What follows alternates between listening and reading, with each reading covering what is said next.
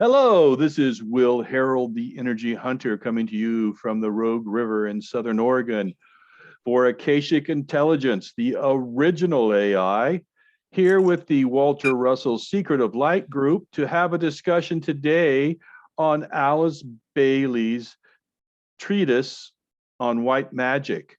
Now, we covered a bit of it last week on the first and introductory part. So if anybody is watching this video and they have not watched part one, I would suggest that you watch part one, because we went covered the history of white magic. We covered some grimoires and what that was and what the definition of white magic was, which is really just magic that's connected to the soul, and black magic would be magic that is soulless.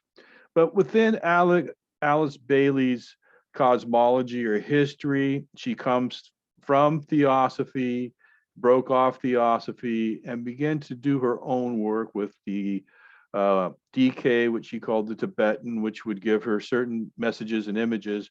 But within that, she created the 15 rules of magic, which we will be discussing the first rule today at the end of this. But we will begin to cover each of those rules each week as we follow along in the book and the text also. So as we move forward here, as most of you know, I always create a collage of what it is that we're going to talk about for the day, because I use this as the thumbnail. And I would say that this week is not as sexy because we're dealing a lot with the human body. So I guess the human body is rather sexy. We have a naked man up here, so it could be considered sexy, but might not be quite as exciting. So what we're going to talk about is a treatise on white magic, the three aspects of man, which is out of the book, the evolution of the solar logos. And when we use the word logos here, when you read it in the Bible, which is, I believe, in the book of John, 1 John, it talks about in the beginning was the logos, and the logos was with God, and it was God. A lot of people say that logos means word, but logos actually, it does mean word. But at the time that the Bible was written, at the time in the first part of the first century and so on, it really was coming out of the Platonic idea of logos, which was this overreaching, very large concept of God himself, and which was really the animating force behind the world, not just the word itself. Then we're going to talk a little bit about the 7 cosmic planes.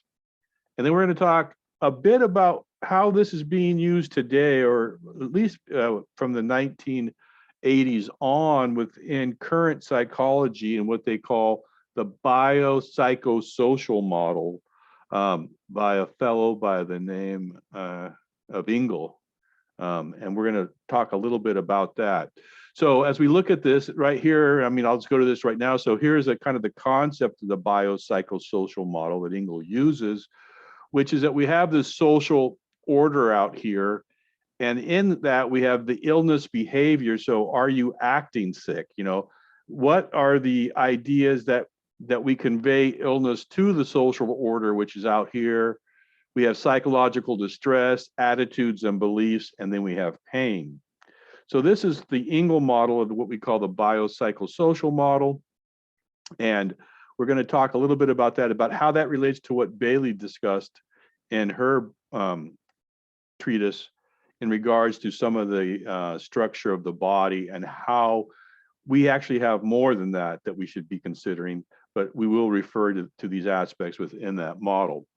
You know, here we have our buddy Rudolf Steiner, who, again, like I said, I saw one comment in one of the chats I was in. Well, you know, it said, who cares about Blavatsky? What'd she do there? And there's nothing that came out of theosophy. There's nothing that Blavatsky did. You know, it's all anthroposophy. Rudolf Steiner's the god. But the thing they don't realize is that after, you know, Steiner spent the first part of his life or first part of his career, I would say, being an archivist for Goethe, who was a very, you know, huge thinker. And from that, he began to learn about natural, you know, things. And, you know, Goethe was a very deep writer, and, you know, he wrote Faust and other spiritual books. But then Steiner was the head of the German Theosophical Society for 10 years.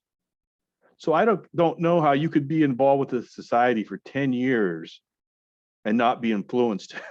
In your later work, which was anthroposophy, which only lasted for 12 years before his death. So he was almost in theosophy for as long as he was in anthroposophy. So if you ask me what came out of theosophy and what came out of Blavatsky, Steiner came out of Blavatsky and came out of theosophy. And don't get me wrong, he also had influence of Goethe, but he was really trained because Goethe was dead when he was doing his archive. He was just reading his works. He was really trained in theosophy and within that system before he actually developed anthroposophy in his later systems. So that's why I got Rudolf Steiner here with the astrological chart. This is his diagram, to where we see the intermeshing of these chakras and of all the subtle bodies. We talked a bit about this, I think, in our spiritual sovereignty, or one of the videos that we discussed a bit, but it starts with the self and it goes through the different aspects. We're going to cover that a little bit more. And then I found this drawing, which was really related to Steiner also, within what portions of the physical body actually relate back to some of the subtle bodies. And we see this, like, say, with this tract here as the eye, which is kind of, the man. And this is a little bit we talked about, coming through the sexual organs and so on, which we would call the eye. And then we have the spine on the back being part of the astral body. And we have kind of the head and the front of the body being connected with the etheric body. Now, I believe in one of my videos I did called the king priest archetypes and so on, I talked a little, and I show the diagram of the body and how the different acupuncture points on the front and the back of the body relate to different points in these bodies. So really the front of the body does have a different correspondence than does the back and the spinal. And when you study like Mantek Chia or other that circulate the chi and so on, you circulate it from the back over the head and back down. And that's how you circulate it, because there is a definite flow of energy and how that works within the body. Again, here we have the picture of just a man with his different chakras, the 7 chakras, which relate to the 7 cosmic planes. Here we have a picture of the nervous system, which we're going to talk a bit about today, and the different types of nervous systems and how they relate to these subtle bodies. Then here's a typical picture of, say, within Christian cosmology, the idea of the physical body, the Holy Spirit, and the soul. And this is a pretty much standard concept within Christian cosmology about how we have the Holy Spirit, within there's the soul, we have the physical world and the natural body, which again breaks down into some of the chakras and how they're looked at in terms of lower and higher chakras. In this diagram, this is actually called the evolution of the solar logos. This has to do a lot with Bailey's work and the 7 rays, talking again about the 7 cosmic physical planes and how they relate to the different elements of fire and so on, and then how they go back into and back up to what we call the cosmic Adi, or the cosmic monad up here, the Monadic Plane. So all these aspects relate together, and we're going to begin to discuss how these aspects work, because as we get into the first rule of magic, we're going to actually need some of these. So any questions before I move on? All right, let us get started. So a treatise on white magic, introductory remarks. So within the book, within the introductory remarks, the book talks about that man has 3 aspects. So one of the main means whereby man arrives at an understanding of the great sum total we call the macrocosm, God, functioning through a solar system, is by an understanding of himself, and the Delphic injunction, man, know thyself, was inspired utterance intended to give man the clue of the mystery of deity. So if you guys remember when we talked about the kingdom of God is within, know thyself, the idea is, where does man find true knowledge and true understanding? And this even gets back to Walter Russell, where he says that, what we see, what we experience is an illusion, that it's our sensing body that we need to, get along and to understand and to grow within the 3D world, but it's not really where we find our true meaning and our consciousness with God. So in order to do that, we need to go within. Once we go within, we find the answers that we need, and that our inner life is a reflection of our outer life, which is also within the tradition of Hermes and the Hermetic tradition. Through the law of analogy or correspondence, again, as above, so below, which is the Hermetic idea. So this is called the law of correspondence. The cosmic process and the nature of the cosmic principles are indicated in the functions, structures, and characteristics of the human being. They are indicated but not explained or elaborated. They serve simply as signposts directing man along a path wherein future signposts may be found and more definite indications noted. So what this is saying is that within our body is a reflection of how the cosmos works, how the world works, what God intends. And by observation of the body and its relationships within certain aspects of the body, we can then begin to better understand how the cosmos works and how God wishes to work through the cosmos. There are 3 aspects of man's organism which are symbols, and symbols only, of the 3 aspects of being. Now, this idea of symbols versus words, oftentimes when we go into what we would call, theoretical knowledge, which is what we have today in most, we put forth a theory of relativity, theory of gravity, theory of whatever, theory of evolution. We put forth a premise, and then from there we have book learning, right? We go read books. Most of that information, 99% of it, is through words, not symbols. And so with symbols, we actually get this almost archetypal information that is greater than just what we see, what we hear, or what we describe. So we begin to talk in a symbology versus a vocabulary. The symbology actually becomes a vocabulary rather than words itself. So that's why within man's organisms, which are symbols and symbols only of the 3 aspects of being. Any questions or comments before I move on to what those 3 are, as Bailey discussed? Well, I like to think, since it's symbols, if we realize we have that inside of us, actually, as we're going to learn, I think it makes it a bit more understandable about why we have certain organs, or, because so many people don't know and they just take it out. I'm not talking about the heart here, but, they don't understand how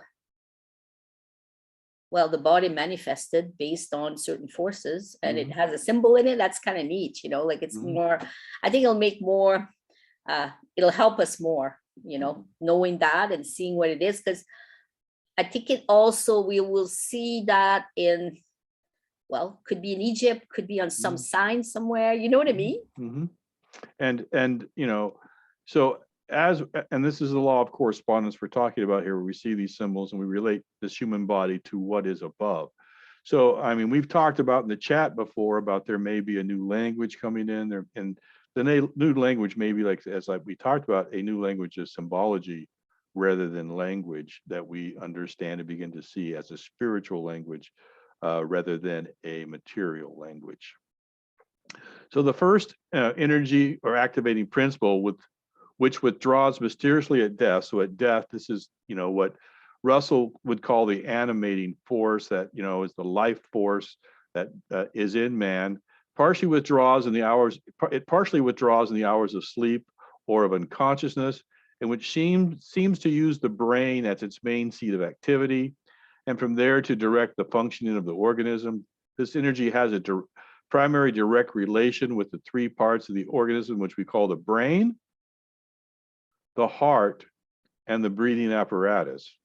This is the microcosm symbol of spirit. So if you remember, when we look back here with even in the Christian cosmology, we talked about this idea of Holy Spirit. We talked about the spirit, the soul. So this would be, the higher self, in a sense, the spirit, this animating force. So within Bailey's cosmology, the animating force is this idea of spirit. That's what is animating man. This is what gives us our life. This is what, withdraws at the time of death.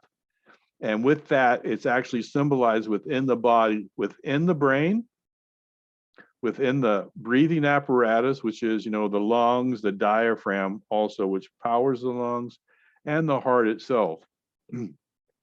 Now, before pulling up this diagram, I didn't really realize how intertwined the heart was with all the vascularity of the lungs itself too.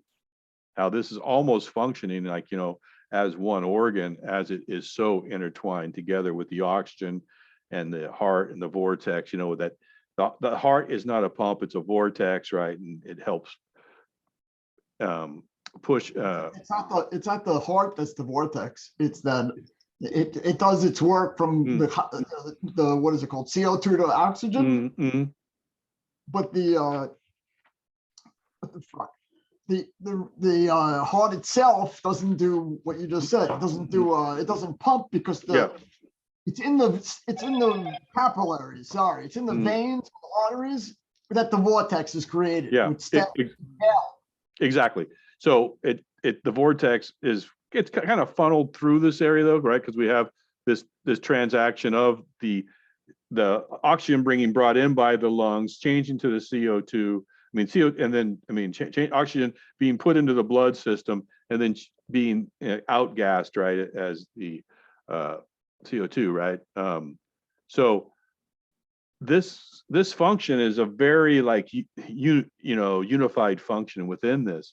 And this, she's saying it seems like it's actually being produced by the brain, right? But I don't know if you guys remember how we talked in one of the discussions long ago about how the eye of Ra, right, was actually within this complex of the brain. And so this eye of Ra, we kind of talked about how this was a resonant chamber in which information could be downloaded vibratorily to the system, in which the brain is actually a transceiver that's being downloaded information rather than us actually thinking it. And we're going to get a little bit into this under the first rule of magic as we move on. Any comments about the first active principle, the microcosmic and the spirit? What's the other thing you said about this? Did you say stem cells? Something about cells I missed. Or maybe you didn't say it, huh?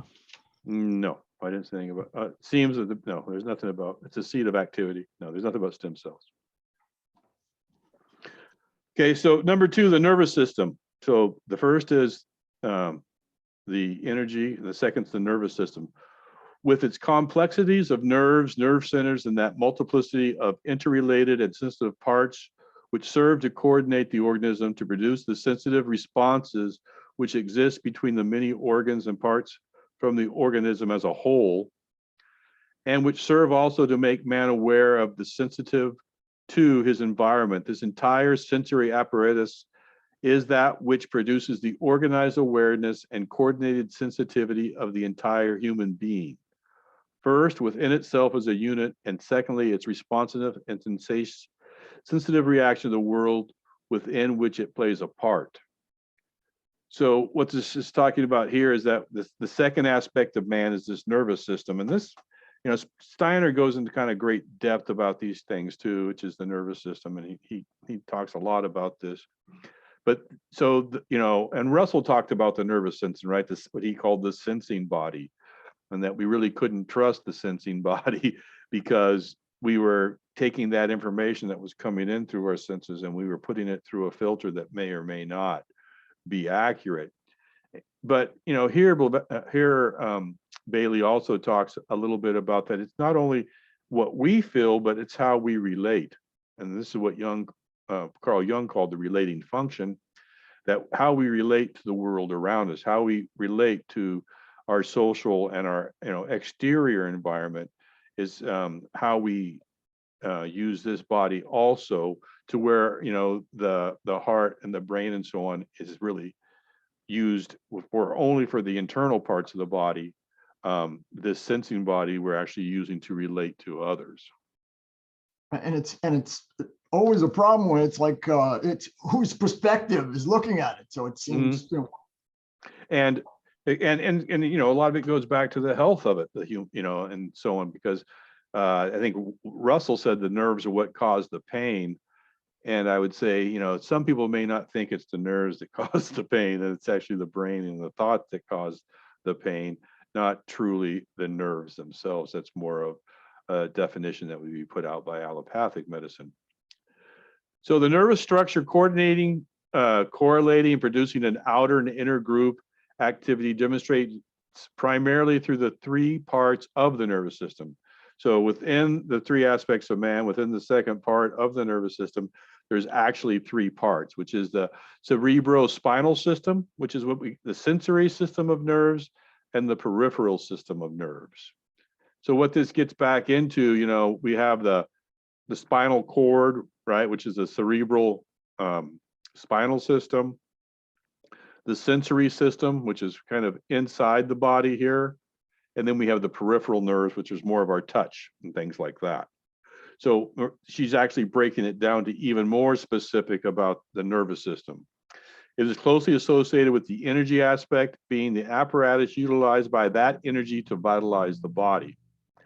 So oftentimes people think that the muscles are what actually vitalizes the body, but if you've ever had a pinched nerve, you realize it doesn't matter how big your arms are or legs are, or how good a shape you're in, you can't move, because you're not getting the impulse or the energy to that muscle. The muscle is more like a motor, right? That the nerve goes and connects to and starts up. If the nerve, if you break your back and you break the sensation down the spinal cord, the legs don't move, even though they may be in excellent shape, even though they may be very strong and so on. So we have to look at that as kind of, like I said, the energy flow, right? It's going through this system to get to the other parts of our body. And, that vitalizes to produce its coordinated activity and functioning to bring about an intelligent rapport with the world in which it has to play its part. It lies back in, one might use such an expression of the body nature proper, back of the mass of the flesh and bone and muscles. It, in its turn, is motivated by and controlled by two factors. So these are the two factors that are, working with this peripheral, with this nerve system. The sum total of energy, which is individual quota of vital energy, and the energy of the environment in which the individual finds himself and within which he has to function and play his part. So again, what we're saying here is that there's two things that are energizing the body. The first being within the body itself. So this is like, we'd call our prana, right? Our chi, all this stuff that's within us, that is the energy that's powering our inner self, our inner body. But within that, we are also functioning in a greater sphere, right? A greater cosmos. So what's Bailey's saying here also is that there's these other energy factors. There's this other energetic biome, right? This other energetic environment that we are functioning in, which actually adds to or detracts from the energies that we have. So it's not just our inner makeup. So this is kind of where we're getting a little bit away from what Russell was talking about, where it's just an overload on the nerves that causes pain.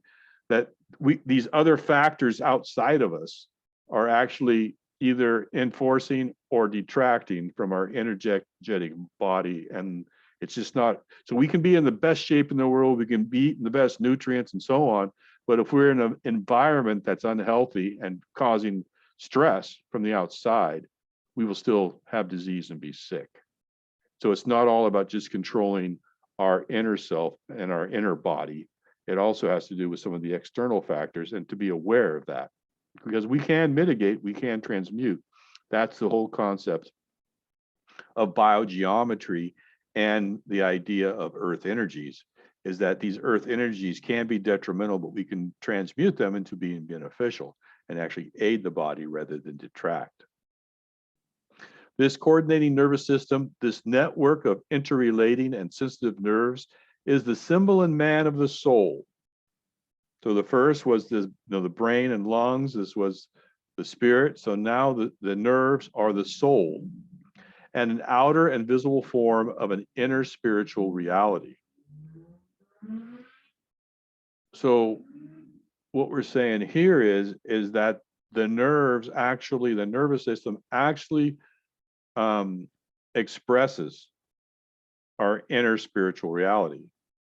So, if you see somebody who is very nervous, right, who is on edge, on pins and needles, as they would say, is that a reflection of their nervous system or their inner spiritual reality? To where someone, a chemist or, out would say, here, give them these things to deaden the nerves. And what a spiritist say, no, you got to do spiritual work, right? You got to get your mind right. You got to get your spirit right. You got to get your soul right. And then that symptom will go away. You don't solve the issue by solving the symptom, you solve the root. So what they're saying is that, when you see, the calm guy, that person that's, or gal that's sitting there and she's, things are not affecting them in the way it does other people, their spirit's right. It doesn't really have to do with the makeup of their body. Now we can, like I said, mask our awareness and our sensitivity by doing drugs or doing different things that, minimize the sensitive input. But you're just in an altered state of reality. You're not really dealing with the root issue, which is the spiritual malady, as Jung called it. So before I get to number 3, any comments or questions on what we've talked about on the first 2, which is the spirit and the soul?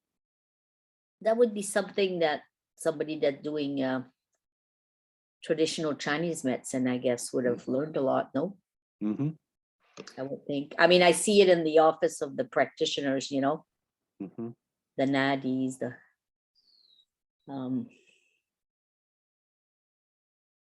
Yeah. but I can, you said about the environment, when there's too much humidity, and there's a lot where I live, then it goes into my body, and then well, my body doesn't feel right, it's like the electricity doesn't flow, whatever, it's not good until I get, And that's to go back to external. It's external. That's number 1 or whatever you were, or the external stuff. That would be related to the dampness and the dryness in Chinese medicine also. Yeah, and they work on that all the time. And it's hard to say which one you need more of for the environment that you're in. If you're in a damp environment, you may need more dryness, right? And if you're in a dry environment, you may need more dampness. Yeah. More bullets. Any more questions or comments? I missed the first part, so I apologize if this is totally out there. But what about, like, in Chinese medicine, they say hot and cold a lot, like. Well, that'd be good. It can be hot and cold, or it can be damp and dry. So damp and dry and hot and cold are very similar. And that gets back to the polarity, right, that Russell talked about, was right. When you have hot is positive, when you have cold, it's negative, so on and so forth. So that can be expressed in both things. Again, with Bailey, it's a little bit different in terms of the final result of cold and form, but it still has the same ideas, that there are the 2 distinctions.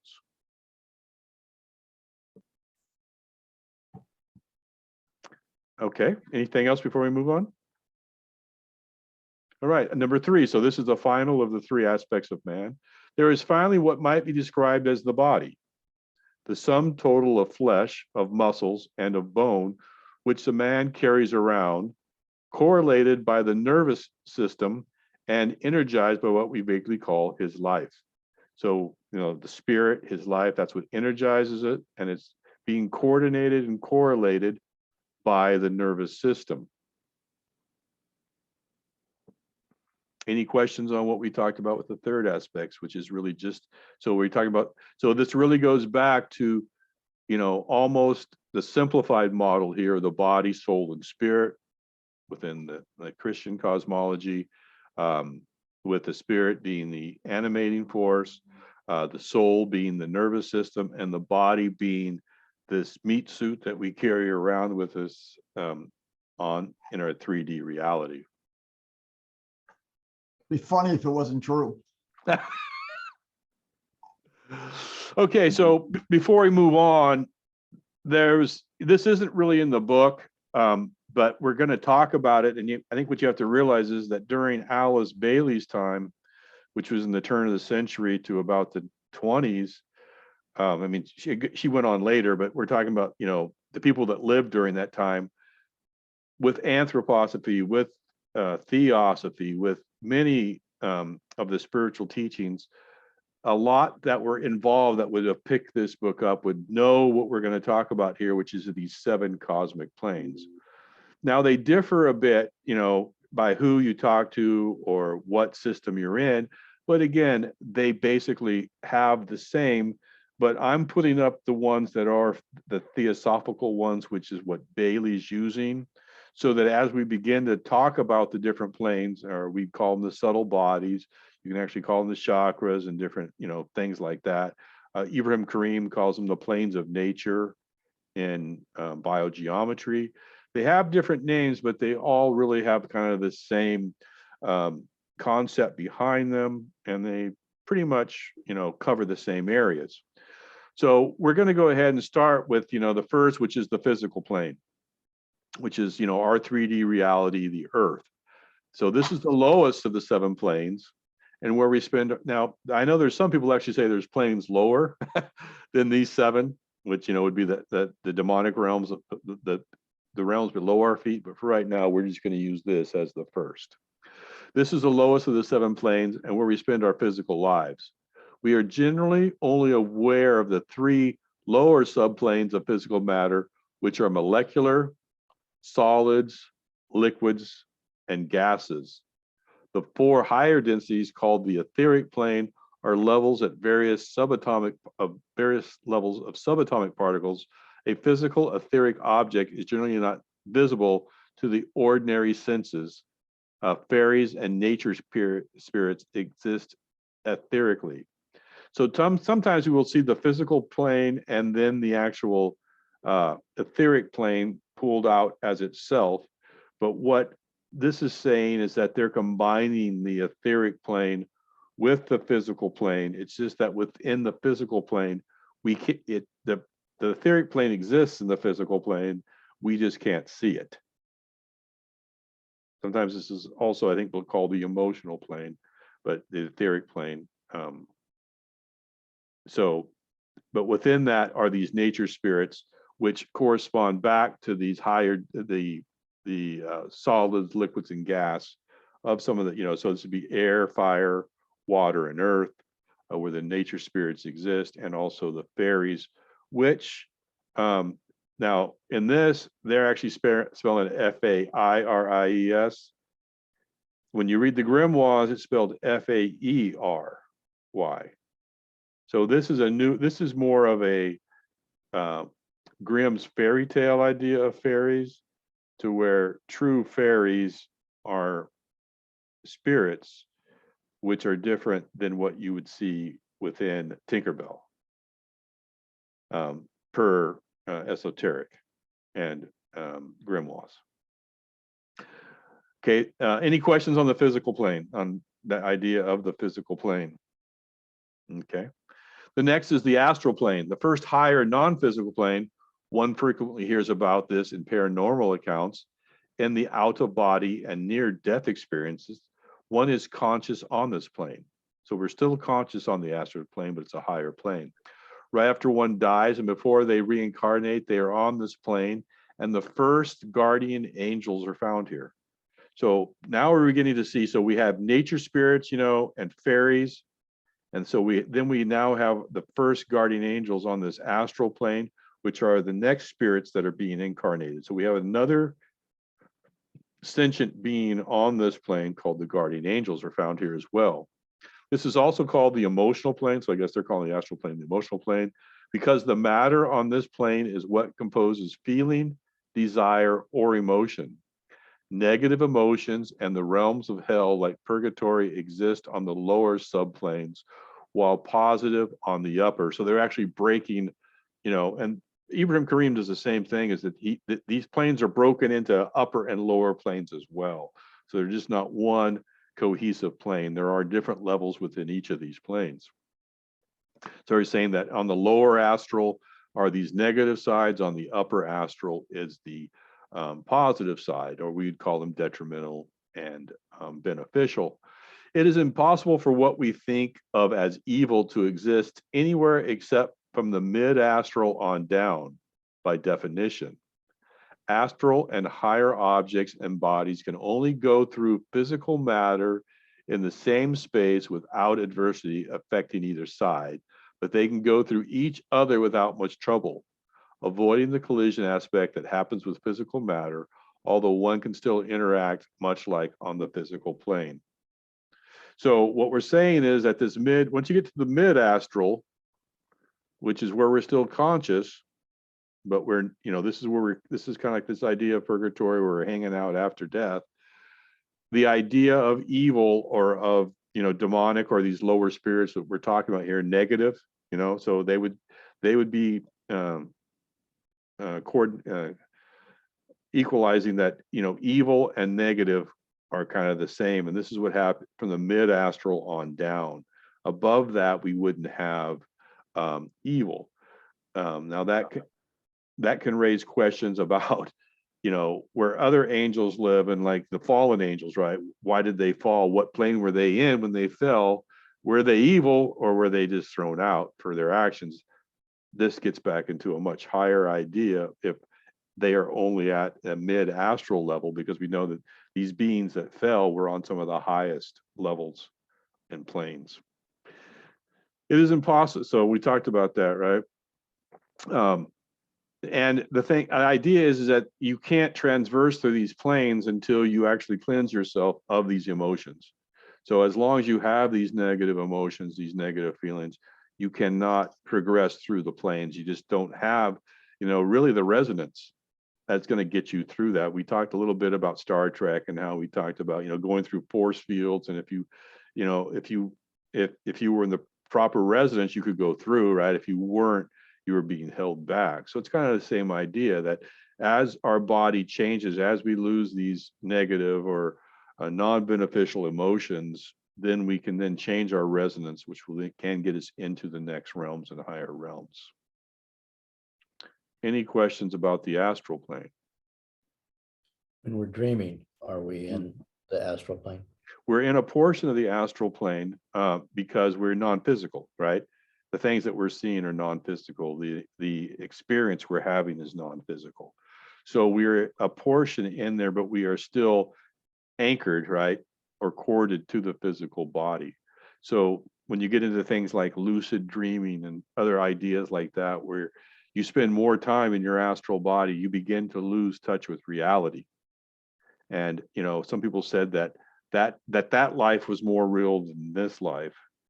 And, this gets into where if we are conscious, right, we're not unconscious during this state. How much consciousness can we take with us in this dream life? And how much can we actually interact and get done? And that's a whole study in itself of conscious dreaming or lucid dreaming, where we're actually interacting with the spirits and the thought forms and the entities that we encounter on that plane. I wanted to jump in and interject. That was a good question, Brian. On another note, with regards to the transmutation process or the purification process, how do you, and this is probably not something that we can really answer here, but it's something interesting to contemplate. Like, how do we learn to love the thing that we most hate? Well, again, I mean, that's what we're that's the transmutation process, right? Now, I don't know if it's that you have to love what you hate, right? But you have to accept that it is. And that's really when we begin to dissolve duality. And we're going to talk a little bit about, dissolving duality, and at what point do we do that? When we no longer, have the idea of good and evil, or the idea of bad, good, because again, that doesn't mean I don't think that, certain people do bad things, right? That's not what I'm saying. Their actions are, but they're, again, it's how that, how that triggers me, how am I reactive, or am I observing it, right? Am I being the witness to it? And what in me is saying that it's good or evil? Because as we know, good and evil can change over time. What may have been good, which was accepted, slavery was accepted, even hundreds of years ago, it's not accepted today. It was, was it evil then? And if we view it from today's perspective, yeah. If we view it from then, no, it was just normal life, right? There was slaves, there was sex with slaves. I mean, there's multiple wives. We had all kinds of things going on that we may call evil today, which were not called evil then. So a little bit of that has to do with perspective and the duality. So for us, it's like, what triggers us, right? Why do we need the idea of this? Is that good? Is that bad? Is this good? Is this evil? What does that do for us as people? And then, how do we then, like Grant's asking, how do we get out of that or above that to where the duality doesn't trigger us and we just can witness? And, I don't know. In Nancy's Paraka's Pathwork lectures, which is really something really, really interesting to look at if you haven't looked at it, pathwork.org. She talks about active versus passive, and when we're active, it's like kind of like what you were saying earlier about the polarity. When we're active, we're in duality, and when we're passive, we're in our heart and unconditional. Okay, go ahead, Brian. Sorry. Well, I was just making an observation that we've got sevens coming up in a couple of different levels here. Is there any way that the 7 deadly sins are interwoven into all this too? It could be. I mean, 7 within, gematria or whatever is really a number of completion. That's why we have 7 days and so on. It kind of shows a number of completion. So it may be that, within because like I said, we're only talking about 7 here, but I know that on, the archetype ruler that we talked about with Ibrahim Karim, where I showed how to use that archetype ruler, he actually shows, I think, 9 or 10 on there. And there are people who will say that there are 3 levels below the physical plane that are beneath our feet and so on. So I think there are more levels. I just think that within, a lot of this cosmology, we only talk about the 7. Yep, that's fine. Anybody else before we move on to the mental plane? Well, So, on the astral plane, as we work on ourselves and observe, I guess, our emotions, if we become more, clear, we are able to receive messages better, like intuition. That's one thing that, I mean, we will learn that as we get to further on this thing. But yeah, the astral plane is the emotional plane. If we're calm, or calm meaning not calm in a way that like we're not caring, but I think we'll be able to make better decisions, or better actions, kind of thing. And again, that's, why we don't get caught up in the emotion. We actually, just witness what's going on and allow our spiritual self to actually, discern should action be taken or not. Not really is it bad or good. It's really should action be taken, because we go from this passive state to an active state. I've heard of, with the passive and active, you're not referring to thoughts. Is that correct? Excuse me? You are. You're referring to thoughts that are passive or active? It's really, I would say that's emotions, right? Because we're in the astral plane right now. So we have thoughts that are coming up next, but it's really like, is good and evil, a mental thought, or is it an emotional reaction? And that's really when we get into discernment, is, Because if it's triggering me, then it's definitely, right, an emotional thing, right? If I think, oh, that's awful, right, or that, oh, that's great, it's the feeling behind those things that actually or we're talking about within this emotional or within this astral plane. So some of that would be more, it's more emotionals tied with my reaction to the emotion.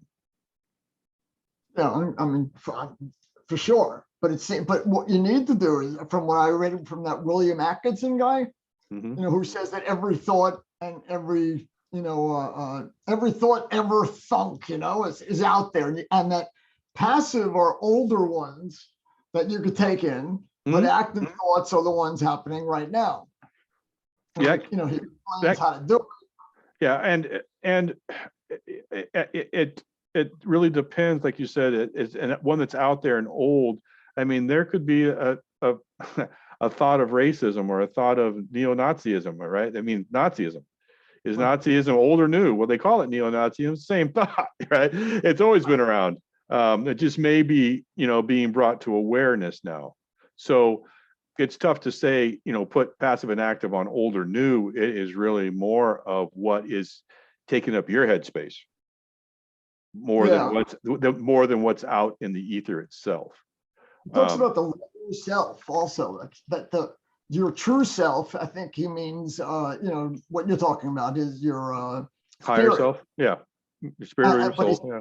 Lower self, you must control and get your higher self back on the throne of the mind, is the way he says it. And that's exactly what we're talking about here, Doug. That's really good stuff. This is what that's why I'm catching it. I was hoping it was the same because well, you know me, I'm just yeah. And again, what I see is that there, I think it was Gurdjieff that said something like, oftentimes they tell you the what, but they don't tell you the how. So they'll tell you that, this is happening, like you're talking about, but how, right? How do we actually, as Grant said, well, how do we get there? How do we do this? So within this book, the Treatise on Magic and the 15 Laws, they actually are, we're going to learn a little bit about how.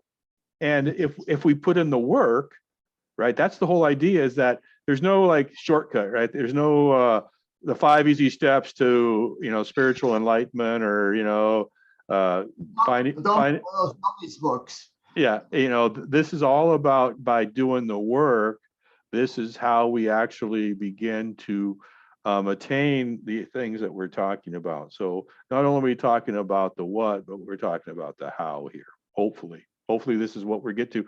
And this actually gets into those, like, we remember how we talked about the 3 types of people that are going to come. The first is just going to come in and just want the what, because they don't even know what the what is. They haven't really even, and then you're going to get those that are in the middle that say, I know the what, I don't know if I want to do the how. It's too much work, or, it's against my beliefs, or whatever you want to say, whatever your wall is, it's going to stop you from doing the how. And then there'll be the third type who says, I know the what, I've read about the how, and I want to now engage in the how. And that would be the initiate that really wants to do the work. So whether or not you want to do this work or some other system work, that's really up to you. There's different systems for how you do the work, but most of the work is basically the same. It's basically based on the same principles. The idea here is, within this work, we're taking a path that we'd call the soul path, or the white magic, or the right hand path, not the left hand. So that's really the differences in what we're trying to accomplish here. Thank you. It's amazing. So the next plane that we're going to encounter here is what we call the mental plane. This is called such because the matter on this plane composes thought.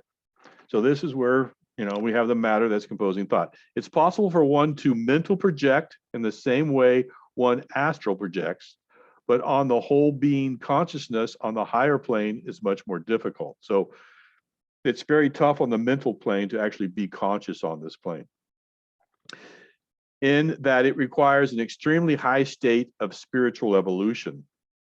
True altruistic thoughts, free of desire or any sense of selfishness, will rise to this level, as may a person after death from astral. This consists of a lower level of concrete thought and a higher level called the causal plane. Sometimes you'll see this in Steiner's work, the causal plane of abstract thought. Most angels and other spiritual beings are found here. Where the plane meets the next higher is found that we think of as our soul. So where this plane meets it, this is where we get back to the soul, which is what Bailey said was, the definition of white magic. We're also saying that at this level, it's very hard to stay conscious because with our consciousness, we have so much, right, overlays that it's very hard while we still have this consciousness of the I am to let go of those thoughts that are altruistic and that are not selfish, because within our body, within our consciousness, our consciousness is part of our body also.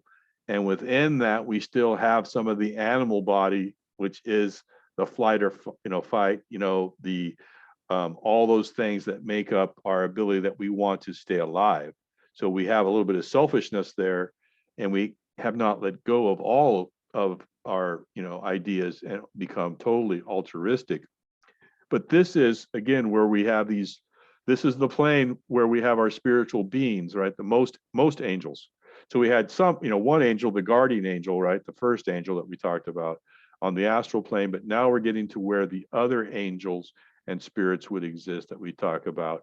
Now, this may be, like I said, why the fallen angels may have fallen, if that's your cosmology belief, because their thoughts became selfish and they were no longer altruistic, and they could no longer maintain the resonance required for this plane. And they begin to fall down into matter, into the physical plane, because of the consciousness that they had was no longer at the level that it needed to be to maintain this plane.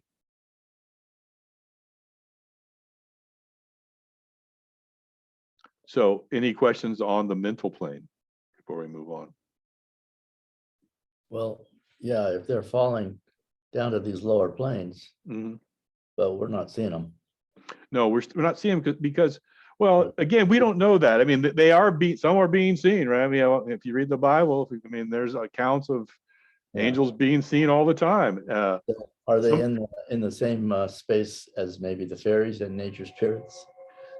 They could be. Now, I know people that can see fairies and nature spirits. So I think a lot of it has to do with how we adjust our perception. Absolutely. And so, as you know, that on the Eagle Medicine Ranch, I'm creating a fairy grotto, right? An area that I'm kind of setting up to maybe commune there with fairies and see and nature spirits, right? So LGBTQ also? Excuse me? Are you going to allow LGBT also? Well, again, we're above all. We're actually in this astral plane where we've kind of gotten above all that, so we're fine. Oh, I thought you said fairies. Sorry. It's fine. Random question. Yeah. Where does the Annunaki fit into all this? No, again, that's a whole different idea, and that's a different reality, actually. I think when we talked last week about Belial and about Atlantis and about, where the Anunnaki come from, which is the Babylonian cosmology, right? Which is really the cosmology of Baal and Baal. I would actually begin to question that cosmology as being truthful or false based upon some of the concepts that are put forth in it, which is in which the Anunnaki created man and so forth. I think when you follow Gigi Young or listen to some of her things, the idea of Belial and that strain of a Babylonian influence may have a lot of effect upon the reality of those stories. Didn't know who did it, who made the virus. Like Rappaport seems to know. I don't believe in viruses, so Well, whatever. It's not a virus. Sorry, I meant vaccine. Well, again, the vaccine, if there's no virus, there's no need for the vaccine. So we're just shooting poison. Absolutely not. So, I'm just saying it was there. That's so again, And I don't have all the answers. I just know kind of how I follow things. And the more I begin to see about Babylon, the Tower of Babel, Belial, and that stream, the more I see this bifurcation of those that wish to rule and have dominion, and those that wish to help and be and be equal. And so some of that, I think, is what we're experiencing right now in our reality. And we're going to talk a little bit more about that as we move on. It's so hard though. It's unbelievable because of all the change. So many people going through so many things. Exactly. Yep. So now we're going to get to the next plane, which is what we call the Buddhic plane. From here up, we leave behind the concept of an individualized personality. So this idea that of our personality that we have, anything that we picked up in these lower planes, we begin to lose and enters level so high that our trying to conceive of them is like a cat trying to understand calculus. The Buddhic plane is the plane of true spiritual insight and intuition. And intuition, this is where we get into intuition. Not ordinary physical feeling, which is astral, and the plane of all-encompassing love and unity. The Akashic records, which contain the history and sum total of the past of everything, everywhere, are ultimately on this level of unification. So as we get to the Buddhic plane, this is that plane where the Akashic records rest. That's why we can access them when we do intuitive knowledge. This is what Russell talked about, that as we get into this inner knowing, that there is a knowledge out there, right? There's this Akashic record that has the information and that we can access intuitively. So as we look at this, this is the level of the Akasha. So we have the Akashic records. We actually have the, these other, spiritual insights that we can find on this side. So this is called the Buddhic plane. Any questions on the Buddhic plane before we move on? All right, so the next plane is the Atmic, not atomic, but Atmic, which comes from Atma. This is also the level of the Christ consciousness that Walter Russell talks about. This is the plane of consciousness and life itself. So, how I talk about Akashic intelligence, these are the two planes that I talk about. So the Akasha would be the Buddhic plane, and the intelligence would be this Atmic plane. Because not only within Akashic intelligence is there the records and the knowledge, but there's the intelligence, because knowledge doesn't have intelligence. The knowledge has to be interpreted by the intelligence. So that is kind of like when I think Doug was asking me what's in Akashic intelligence. That's kind of the description I'd like to give it here. What does Atmic mean? It's from Atma, which is within the Vedic tradition. You have Atma, which is a higher or a spiritual concept. So it could be called the Atomic, but they just call it Atmic after the Atma. This is the plane of consciousness and life itself. On this level are found the great spiritual masters, as well as anybody who has achieved the ultimate nirvana. So when we talk about Saint Germain, when we talk about Serapis Bey, when we talk about all these ascended masters, this is the level. And this is the same when we talked about Walter Russell and we got into the chapters on cosmic consciousness. This is what he said also, was that this is where all these great masters or adepts, as he called them also, which there was less than 40 that had incarnated at the time of Russell, which was when he wrote that book, 1940 something. So again, this relates back to Russell in that type of way, that we have these ascended masters, and the ascended masters are on this plane, and they've reached this certain level of what we call the Christ consciousness. Cosmic consciousness is what Walter Russell called it, but he said that within that, Christ was the greatest, was the highest teacher within that. Any more questions on the atmic plane?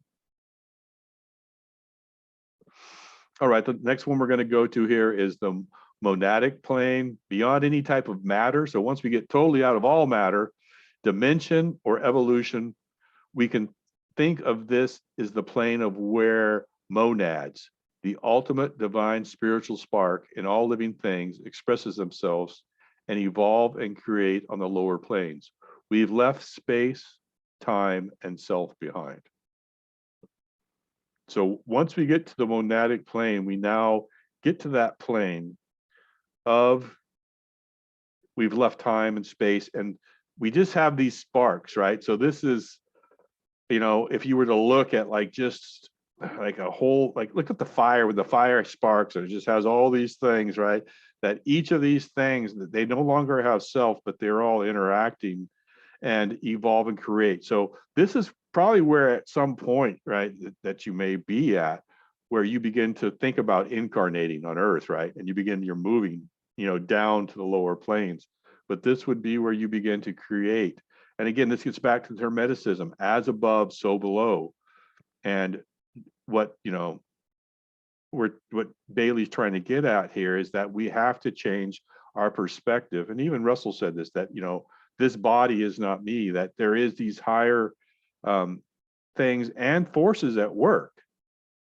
And we get so caught up in, you know, the day-to-day, what's going on here, you know, that we don't really realize that there's higher forces at work that we can actually commune with and have relationship with that are affecting the overall scheme of what's going on this earth. It's all about materialism that's causing that. What the idea? Yeah, people want things instead of moving the other way. Exactly. And so the last plane that we're going to talk about here is the logic plane, which again, I talked about the logos a little bit earlier, right? And in the opening collage, this is the divine plane of God, unknowable by definition, as Walter says. It's formless, right? We talked about a lot of this in the Walter when he, you know, this is the plane of God, free of any limiting concepts, the potential of so it's ultimate potential. A logos can be thought of as a vast deity which has the ability to be a creator, i.e. to create spiritual life from itself. So the great beings who are main planets, stars, galaxies, and beyond are on this level.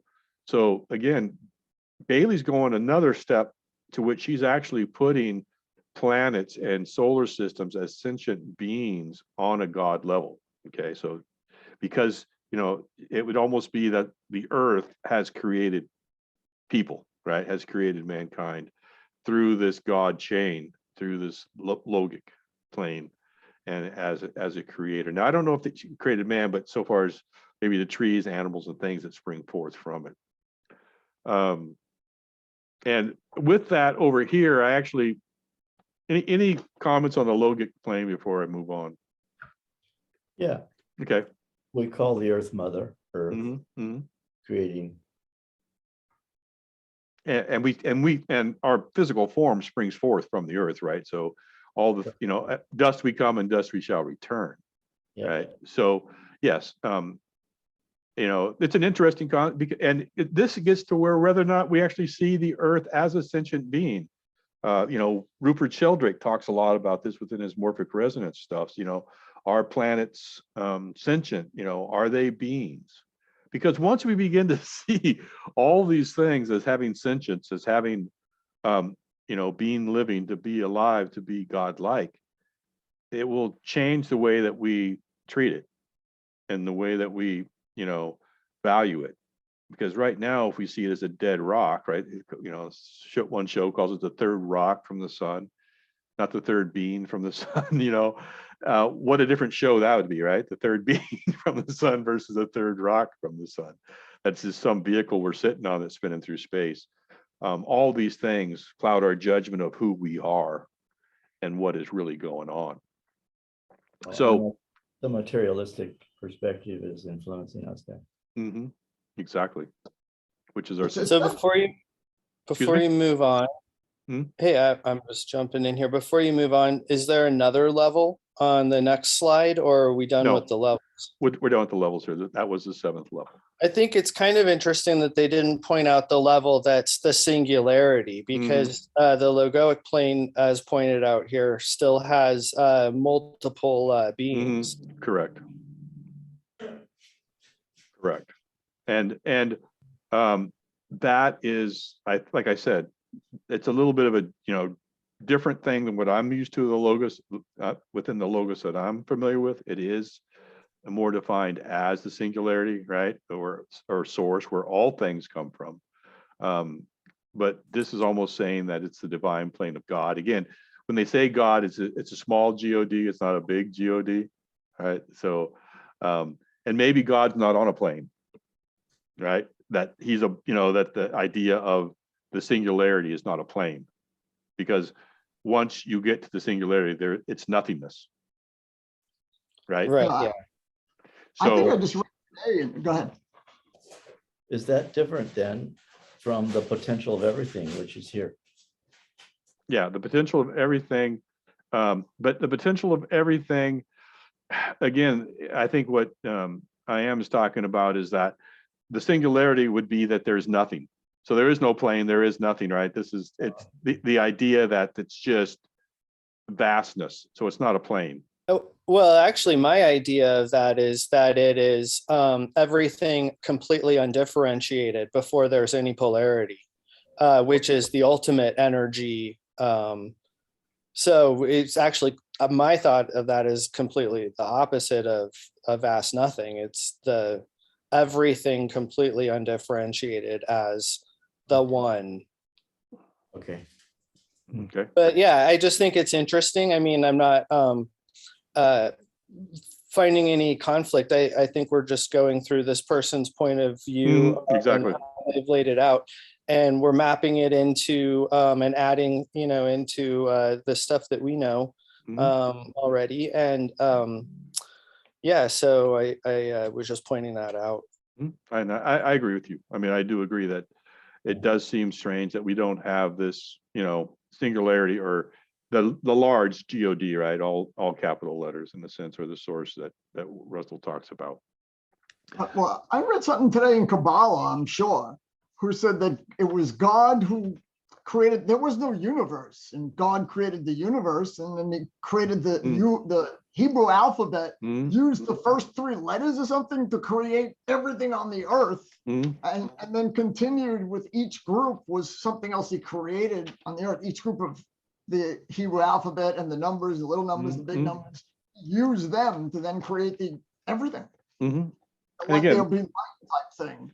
And that would be the cosmology of, the Kabbalah, right? So how the, I think, what I'm trying to convey here within that there are other systems, don't get me wrong, but what I'm trying to convey here is to have, us, which most of us do, right? But there may be people who are watching this who don't have an idea of these subtle bodies. They may not know about the idea of these planes. And as we move forward, the idea of the planes and what's happening on each plane is going to be, critical to understanding the 15 rules of magic. So that's really the purpose of what we're talking about here. And they do differ. I'm not saying that each one doesn't differ, but they all still have a similarity within most systems that will match this. So like I said, if we look at this over here, and we've talked about this before, but this is the geometric resonance with and again, this is so within Ibrahim Karim's idea of biogeometry, we have the physical, right? And then we have what he would call the vital physical. And then he would have the emotional. So again, he puts the emotional and the astral together. And then we go into the mental plane, which we've talked about, but then he calls it spiritual 1, spiritual 2, and spiritual 3. So where this would have the 4 spiritual planes, starting at the Buddhic plane, he has these as 3 here, and then this being the 4th. So what Ibrahim Karim's saying is that not only do we have these planes, but I think it was Grant was saying, well, how do we reach these planes?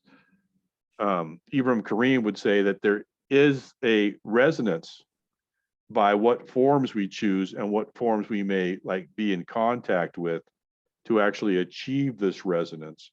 And that by looking at these forms, we can actually begin to commune within these planes at a higher level. So that's why, we see an obelisk, there's one in the Vatican, right, in St. Peter's Square. There's also the same exact one in Washington, D.C. Yeah, that's conspiracy theory. It's ridiculous to think anything's up with that. I'm not saying that there's anything up with it. I'm just saying that those that those obelisks would resonate with this spiritual plane, right? When we see people that are under domes, domes in churches, domes in structures, right? This is the emotional. So this is actually appealing to the emotional body, the astral body.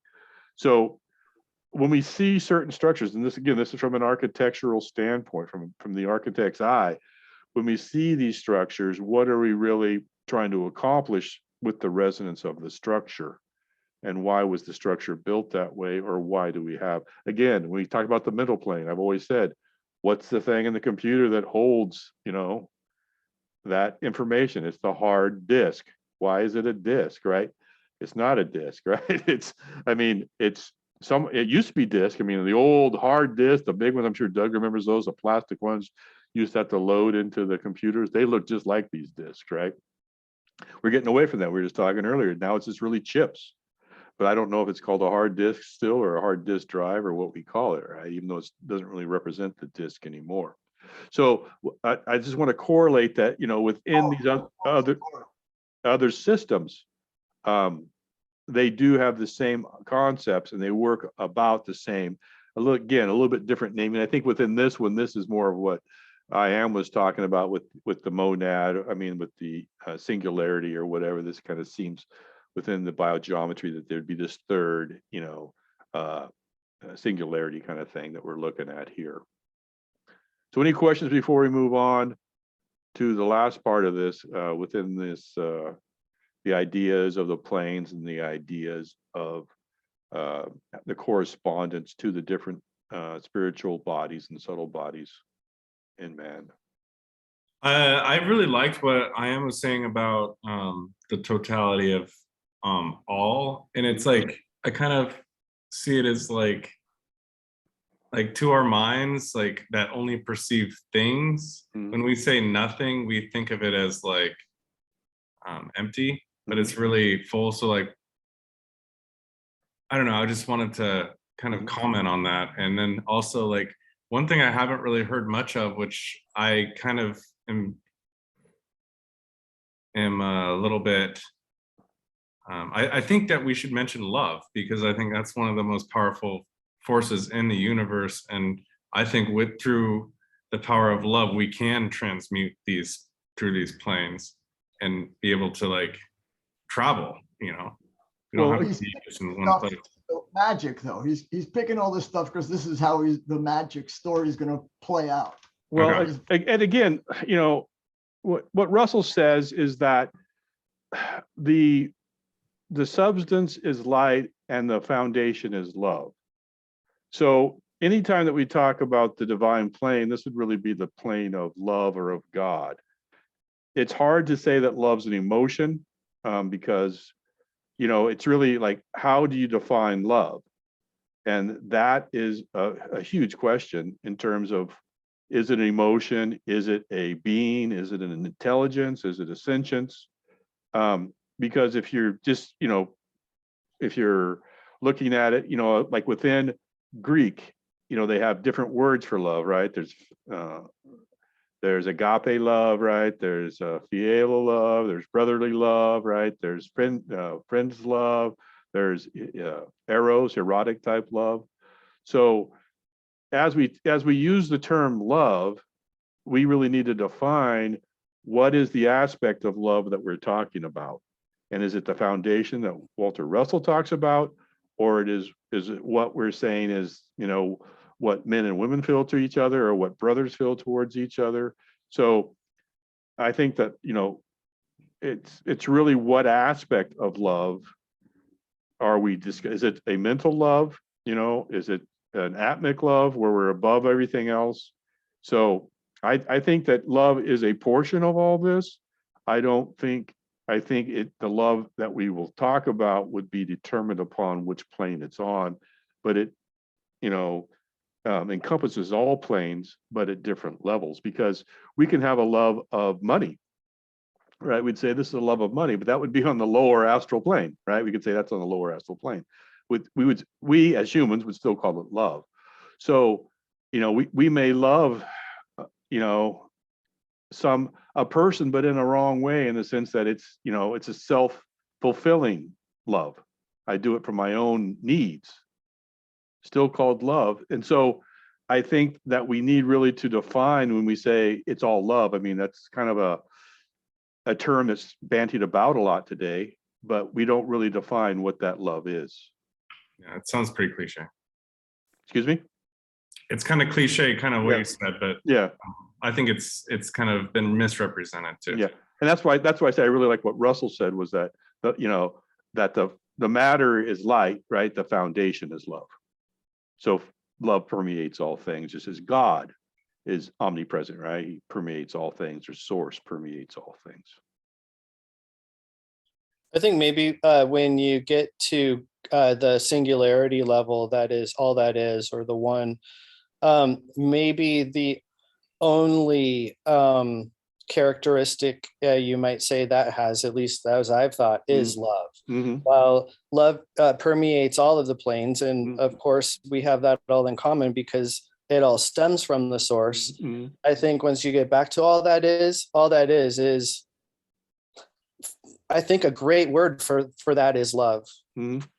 And that's why I think that the Bible says God is love, right? I mean, that really is the description that I think that if you were to look at, like, what's the one factor that all these different cosmologies, religions have, is that God is love, right?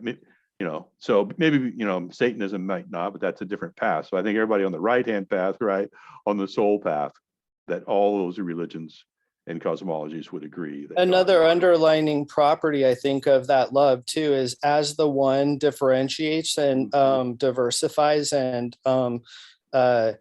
becomes more complex, each part of that contains some of that love. And the property of love is to want to come back together. Mm-hmm. And it's an integrative type energy. And so that's why we think of it, why we call it love between two people, because we're naturally wanting that energy, naturally wanting to come back together and reunite. Correct. Yes, I agree with that. So now we're going to talk a little bit. So these three aspects of divinity: the central energy of spirit, the coordinating, so the energy of the spirit, which we talked about was the heart and lungs, the coordinating force of soul, which we talked about as the nervous system, and that in which these two use and unify are in a reality, one vital principle manifesting in diversity. These are the three in one, the one in three, God, nature, and nature in itself in God. Carrying the concept for the sake of illustration into other realms of thoughts, this trinity of aspects can be seen functioning in the religious world as the esoteric teachings, the fundamental symbology and doctrines of the great world religions, and the esoteric organizations in government. It is the sum total of the will of the people. So what she's saying here is that when we see these aspects, it's really the will, right? This is what Walter Russell talked about as the desire. We see these aspects as being brought forth into material, but also into the other aspects of our planes, that these concepts of the three, of the Trinity, are being brought into these other realms. So the one thing that, we talked about on the initial collage was this idea. This is a diagram, and I wanted to talk about it now since we went through all these, right? Through the physical, through the astral, through the mental, through the cosmic, Buddhic, through the atmic, the monadic, and the cosmic ADI here. As we went through these, this is really kind of her diagram of how these function. And this is what we would call the 7 rays, which have different colors. And this gets back again to Walter Russell, right? How we have the different colors, and each different color has a different quality that we talked about. And this is from the prism and how they come forth. And each of these on the cosmic level have their own definition and their own personality or qualities that come into these different realms, which then come down into the physical realm and so on. So we're going to get more into this evolution of a solar logos as we move forward. But I want you to be aware that this is some of, there's no diagrams in the treatise on white magic. So these are diagrams that I haven't pulled up separately, which were developed later from these discussions. But we will be discussing this in greater detail later as we begin to get more familiar with the planes and their interrelation to the physical world and manifestation. The other item that I talked about a bit on the first collage was the idea of George L. Engle in 1977. He began to talk about this within the psychological realms because he did quite a bit of work on what they called the psychosomatic illnesses. And as we know, what a psychosomatic illness is one of those illnesses that when you go to allopathic medicine, they have no idea what's going on, right? And it's just, you're manifesting it in your head. So what George Engle did was actually took almost esoteric, right? Almost this kind of model and began to apply this to a psychological model, which he called to a psychological and physical model of disease, which he called the biopsycho. So bio would be the body, right? Psycho would be the mind, and the social would be actually how we're interacting with our physical world. And what he's saying is that all those aspects are reflected in our body. So, you know, there's certain people who say that the issues in the tissues, right? So that the issues that we're having, the energies that are coming in that we may or may not be dealing with or may be detrimental or beneficial are actually having an effect. So we can't just go and say, well, you're eating too much sugar. That's why, you know, you're having these diabetic problems. Well, no, you know, even within the new German model, right, the Germanic medicine model, they're saying, you know, no, it's coming, you know, this is an emotional manifestation in your physical body. So within this, so what I'm showing here is that these are actually becoming, you know, are being put in place this is a model that it's not accepted by all, but it's accepted by quite a few as you know, the biopsychosocial model from 1977. And he starts at what, as Bailey talked about, the subatomic level, the atomic, the molecular, you know, and this is what he would call the biophysical meta division, right? So within this, we're talking about the central nervous system, the peripheral nervous system, the organ, the tissue. So he's actually breaking it all down also more than just what we would see in normal allopathic medicine or, you know, and this really came out of the Jungian depth psychology movement also. So this actually has its roots within Jungian depth psychology. And then from this level, we move up to the psychological level, you know, and this actually, if you remember the things that we talked about a little bit within Ibrahim's Karim, you know, idea of the aspects of quality, where we were talking about how it comes into the body, you know, this would be how all this information comes in. Because as we're talking about these different planes, this information is being transferred in some way, right, from these different planes to us. So, you know, is this, you know, angelic or these other higher spiritual realms, monadic, you know, some of these realms coming in at the subatomic level or the atomic level or the molecular level? Is that how we're receiving the information? Or is it coming in, you know, just into the center of our head within the eye of Ra that we talked about? But, you know, what Alice Bailey's saying is that all of these systems have some sort of sentience. And then that sentience we collect, right? We talked about this last week, that this sentience is collected by our overall body and then brought into a resonance and stability in the 3D matter. So the question is, you know, are these all within these systems, how we receive this information from these planes?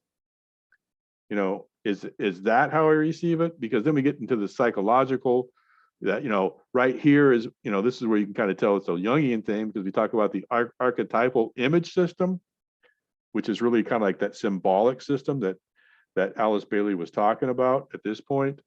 Then we go into this, complex subsystem, ego system, personal subsystems.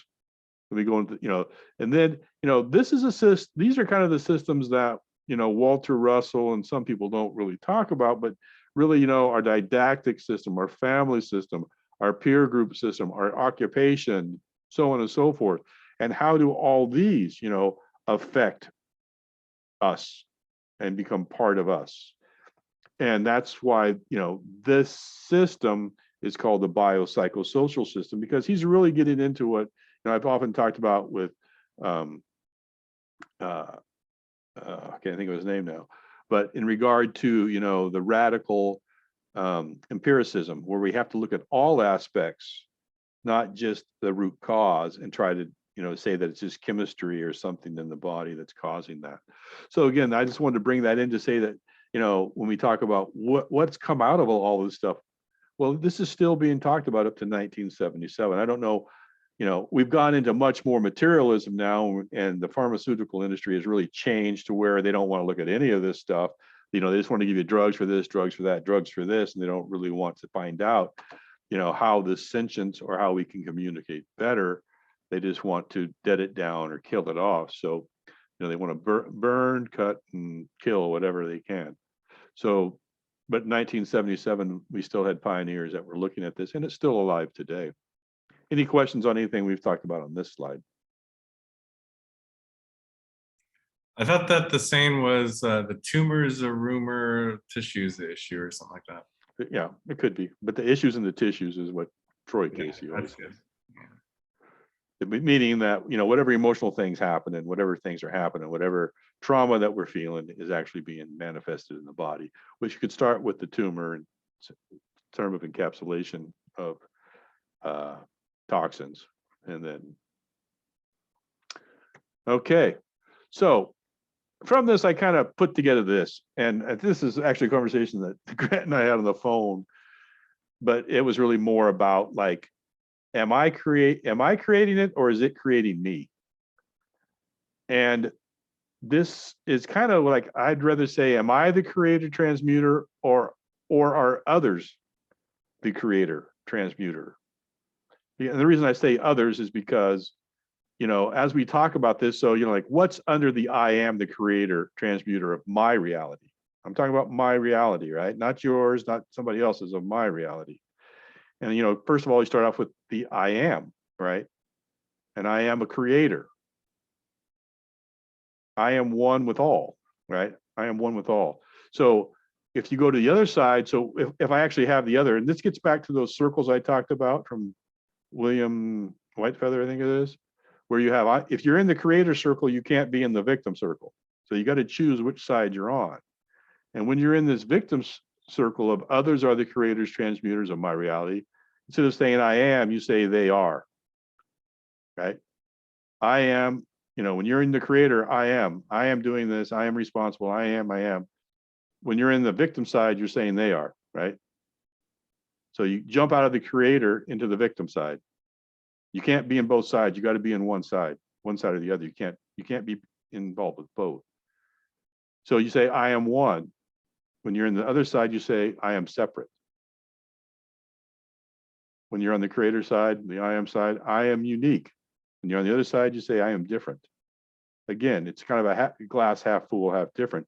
Being unique and being different have different connotations as to that, that you are the same, but you have unique qualities to where when you're different, you're not saying how you are the same. So when you're unique, you're kind of saying that I am part of a group, but I have special subsets, or I have different qualities, not that I am totally different and apart and separate. When you're in the I am side, you say, I am equal. We all are sovereign. We all are the same. When we're on the other side, we say, I am better. or I am less than, and you vacillate between the two, but you can never be equal. When you're on the I am side, you're in the present, because that's all there is. When you're on the other side, that they are, you're in the past or the future, because you're in a side of victim mentality. So when you're in the past, you're usually in remorse. And when you're in the present, when you're in the future, you're in fear, because you don't know what's going to happen. When you're in the I am side, the kingdom of heaven is within, which we talked about with Russell. When you're on the other side, you're in the kingdom of heaven is external. It's somewhere else out there. I have to go find it.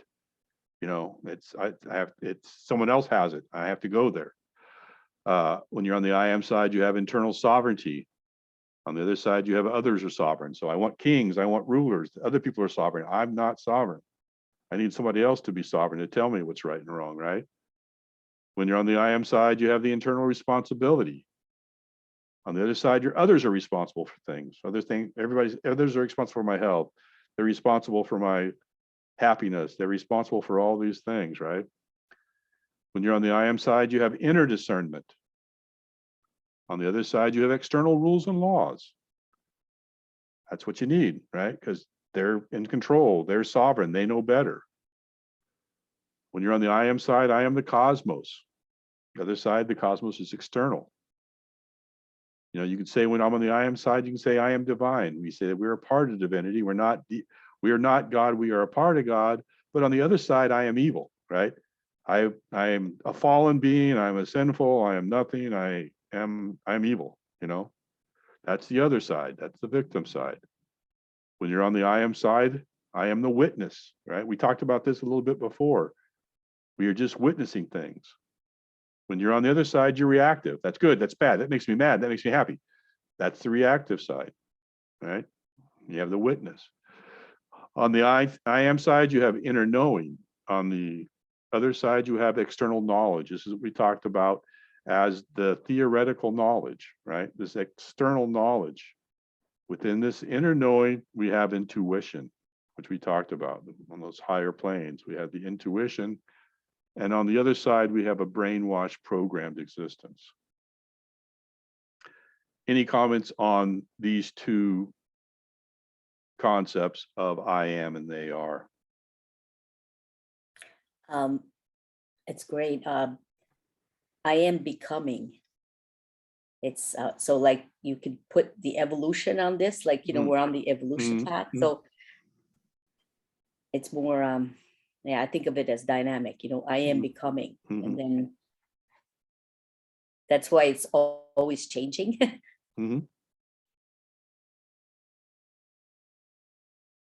That's why we are creating, right? We're changing, we're creating.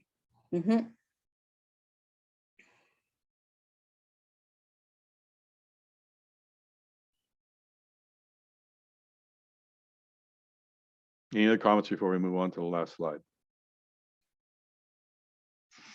All right, so we'll move on to the last slide, which is homework for next week. We are going to, next week, we're going to talk about rule 1. And rule 1 is the solar angel collects himself or herself, depending on if you are gender specific, scatters not his force, but in meditation deep communicates with his reflection. I'll say that one more time. The solar angel collects himself, scatters not his force, but in meditation deep communicates with his reflection. So as we ponder this for next week, where we're going to cover rule 1, but also some more of the introductory remarks, I will give you a hint that the solar angel equals the soul. So again, you're more than welcome to read the book and look at rule 1 and the chapter on rule 1. But we are going to talk a little bit about the esoteric meanings of this. Huh? What page? Give more information. So you have the book. You go to the glossary and look at rule 1 and where it finds out. And as you read, again, and I'm not saying that I'm totally in agreement with all that's said about the solar angel and rule 1, but I do think that there is a lot of esoteric meaning here. And as other has said, in this book, in this treatise on white magic, there is a lot of obscured knowledge that you really have to be in almost that third aspect of the type that would come and read this book to really begin to comprehend what's being said here. But I do think it's a great exercise for all of us to look at this and contemplate it for next week. Any questions before we close out? Or comments or insights? You can also think about what is reflection, communicates with his reflection. Mm-hmm. What is that? Mm-hmm. Exactly. Which part of us is that? Mm-hmm. Hey. All right. So it sounds like we need to go from our group today. I thank you all for joining. Again, this is Will Harold, the Energy Hunter, with Akashic Intelligence, the original AI, and the Walter Russell Secret of Light group. Please like and subscribe and comment on anything that we've discussed today. We appreciate that. But please actually subscribe. All around the Only 20% of the people who watch this content actually subscribe. So we'd like to kind of get that up a bit. But again, we'll see you next week. Look at Rule 1, and we'll be discussing all that and next week. So with that being said, thank you all again, and we will be signing off.